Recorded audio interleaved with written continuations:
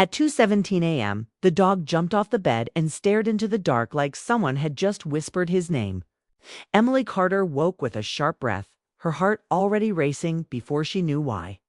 Max never left the bed at night. Not since the winter Daniel died. Not once. Yet there he was, standing still, muscles tight, eyes locked on the hallway.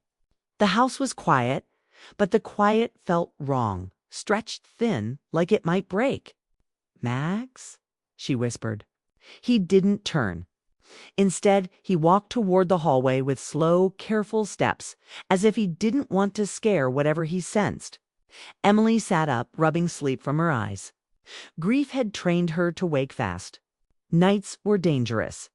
Memories came alive after dark. Max stopped near the front door and waited. Emily pulled on a sweater and followed every step, waking the ache she carried in her chest. The house smelled the same as always: old wood, clean laundry, and faint coffee from the morning before. Daniel used to say the house breathed at night. She used to laugh at that. Now she wondered if he had been right. Max placed his nose close to the door and made a low, unsure sound. Not a bark, not a growl. A request. Emily's fingers hesitated on the lock. She told herself it was nothing. A raccoon, a passing car, wind. But her hand was shaking as she turned the knob. The door opened with a soft click and cold night air slipped inside, brushing her face like a warning and a welcome at the same time. The porch light flickered on. At first, she saw nothing but shadows. Then her eyes adjusted. A cardboard box sat neatly beside the door. It was clean, dry, placed with care. Max sat next to it, straight-backed and serious, like he had brought her there on purpose. Emily's heart dropped into her stomach. "This isn't funny," she said softly, though she didn't know who she was speaking to. She crouched down and touched the box. It was light, but not empty.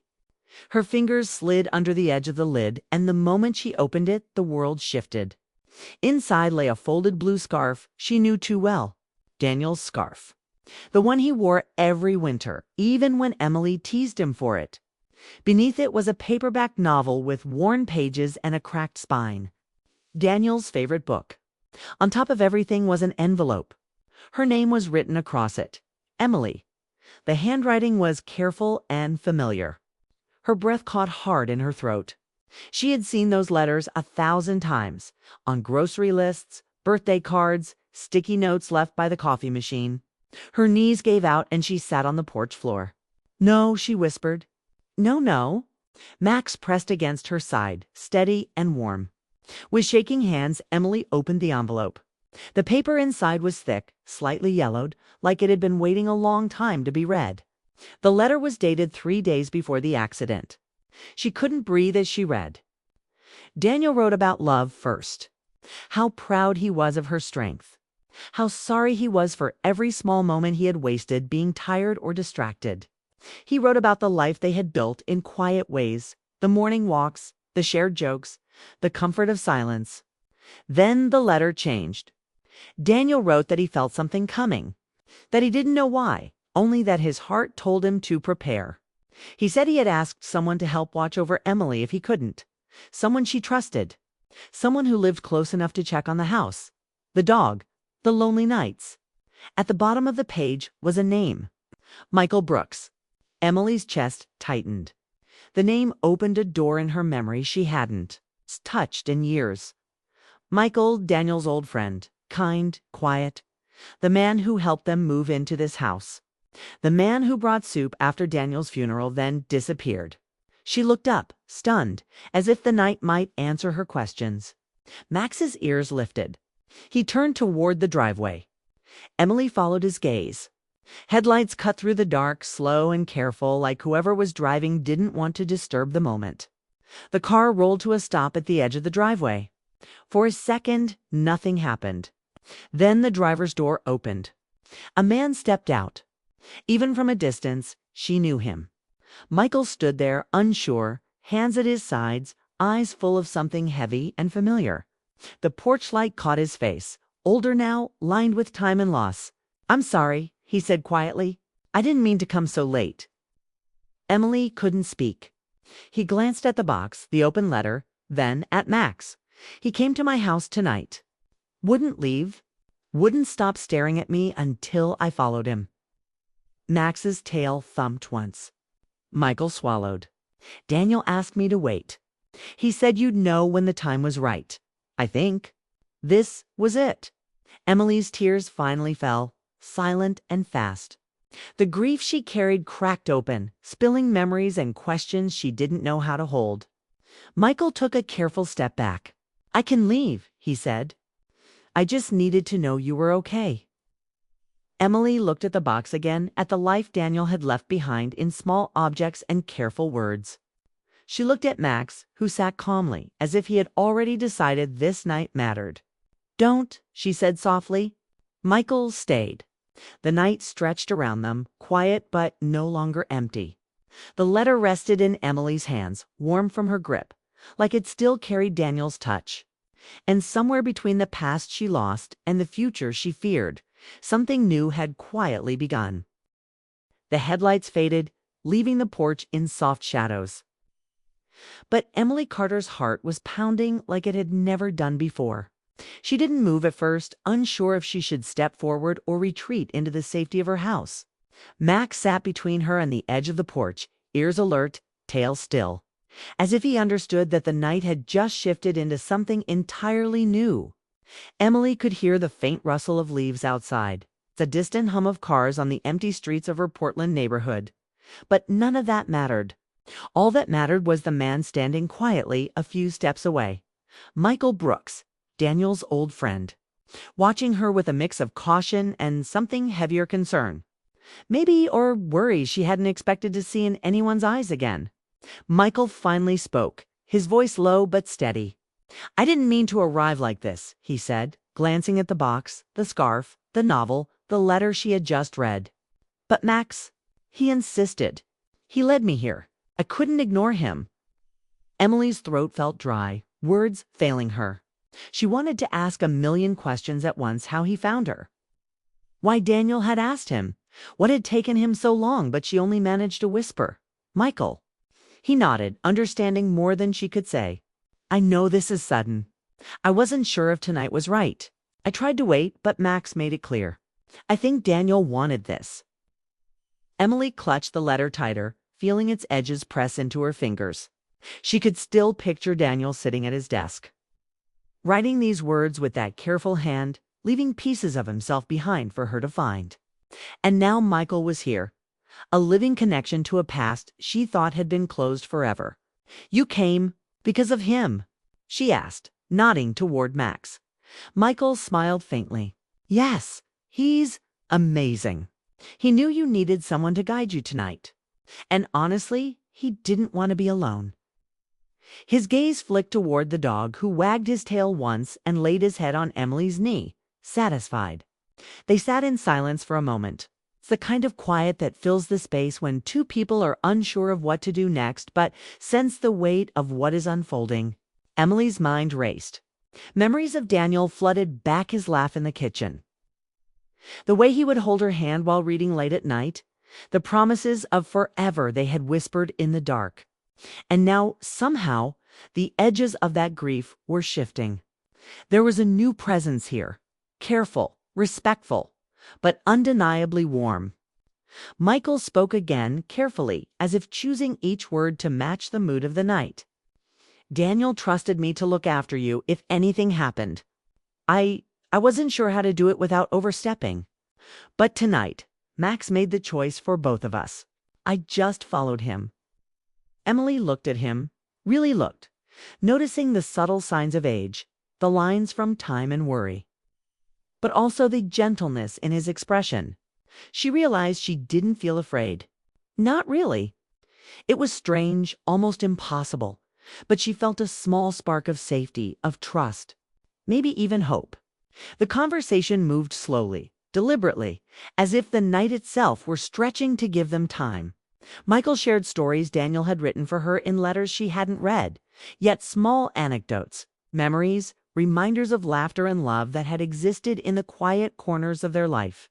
Each story was like a thread weaving the past into the present. showing Emily that grief wasn't the end but a part of a continuum. She listened, absorbed, letting the tears fall freely now, unashamed. It was cleansing, almost cathartic, and Max pressed closer, sensing her emotions. Michael's presence was steady, not overwhelming. He didn't try to fix anything or rush the night. He simply sat beside her, sharing space, sharing silence, sharing stories. When the final story was told, Michael looked at her gently. "Daniel wanted you to know you're not alone," he said softly. "Not really. You never were. And he wanted you to be able to feel love again, even after everything."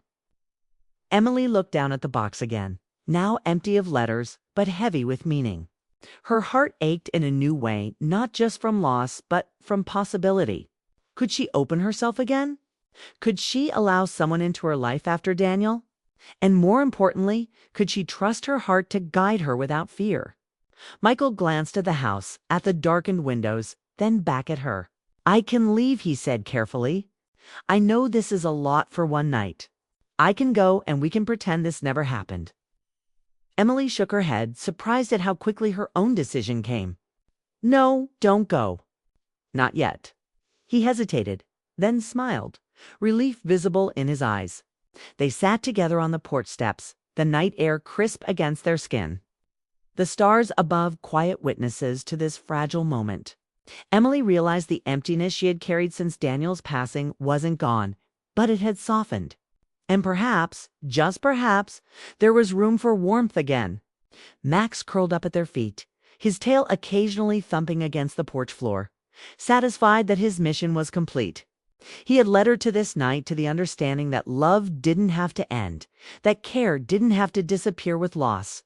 Sometimes it transformed, finding new forms, new hearts to touch, new moments to create. They talked for hours, not rushing, not forcing anything. They shared laughter and memories, small confessions, and gentle smiles. The distance that had existed between them slowly melted into an easy familiarity. Emily realized she hadn't expected this. She hadn't expected a night to feel like a beginning rather than an ending. When Michael finally stood to leave, he did so with quiet grace, respecting her space and her feelings. "I can come back tomorrow," he said softly. "During the day when it feels safer, easier?" Emily smiled, a genuine, full smile that felt foreign and beautiful all at once. "I'd like that," she replied. "I'd like that very much." As he walked back to his car, she stood on the porch, feeling the cool night air against her skin, Max at her side, and the first real sense of hope she had felt in years. The night hadn't been just about grief or loss. It had been about guidance, care, and the subtle ways love can find its way back, even when the heart feels broken. Emily knelt down and scratched Max behind the ears. "Thank you," she whispered. He looked up at her with knowing eyes, as if he understood the weight of what he had done. The dog had not only led her to Michael, but to the realization that her life was far from over. She gazed at the stars, letting the cool air wash over her. Her chest still ached, but it was softer now, warmer. She felt the presence of Daniel in memory of Michael in reality, and the faithful devotion of Max, all blending into something new. The future didn't feel so lonely anymore. Sometimes Emily realized love doesn't arrive loudly, dramatically, or on time. Sometimes it comes quietly, guided by small, faithful steps for pause in the dark. A familiar voice, a friend who cares, and the patient persistence of those who refuse to let us stay alone. Tonight, she had been reminded that even in the silence, the cold, the ache of absence, life could still offer warmth. And sometimes, just sometimes, it comes in ways you never expect, in the middle of the night. Guided by those who love you in ways both seen and unseen. Emily watched Michael's car disappear into the distance. Max lying calmly at her feet, the porch light casting gentle shadows across the box, now empty but full of meaning. Her heart, though still tender, beat with a quiet promise. The night had brought an unexpected gift, a bridge from grief to hope, from loss to connection. And in that moment, she knew she would never be entirely alone again. The dog rested his head on her knee, Emily felt the weight of the night settle around her, but for the first time in years, it didn't feel heavy. It felt alive, warm, full of possibility. She whispered softly into the night, "Thank you, Max." And he closed his eyes, content, knowing that sometimes the smallest acts, the quiet guidance of a loyal friend, could change everything. The night had shifted, and so had Emily's heart. It was no longer just a night of loss. It was the first night of something new.